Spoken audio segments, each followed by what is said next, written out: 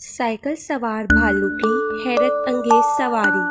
भालू बोरस को आम जिंदगी पसंद नहीं थी। जब इसके दोस्त जंगल में खुराक तलाश कर रहे होते तो वो अपनी अनोखी साइकिल पर निकल पड़ता। ये कोई आम साइकिल नहीं थी। इसका फ्रेम टेढ़ा मेढ़ा था, पहिए उल्टी सीट पे घूमते थे और सीट किसी नरम बादल जैसी थी। एक सुबह वो अजीबोगरीब सड़क पर निकला।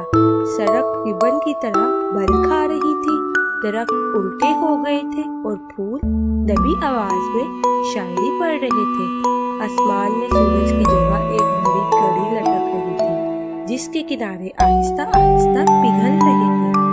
एक टोपी पहने खरगोश ने उसे सलाम किया और कहा, एहतियात करना बोरस, आगे की सड़क मछली के छिलकों से बनी है।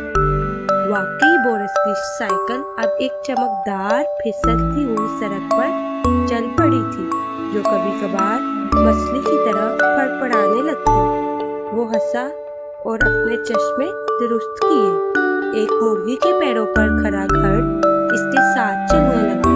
चाय पीने आओ? इसने बोरस से पूछा। अभी नहीं, बोरस ने जवाब दिया। इसे कहीं जाना था, हालांकि इसे खुद भी मालूम न था कि कहाँ। जैसे जैसे इसने तेजी से पैडल चलाए, इर्द गिर्द की दुनिया बदलने लगी। दरख्त चमचों में तब्दील होने लगे, बादल पिघलने लगे और स्ट्रीट लाइट झुककर सरगोशियां करने लगी।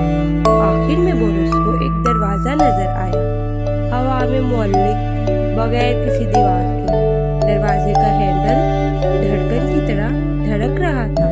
पता तो करना पड़ेगा। इसने सरगोशी की, दरवाजे का हैंडल घुमाया, दरवाजा खुला और दुनिया पलट गई।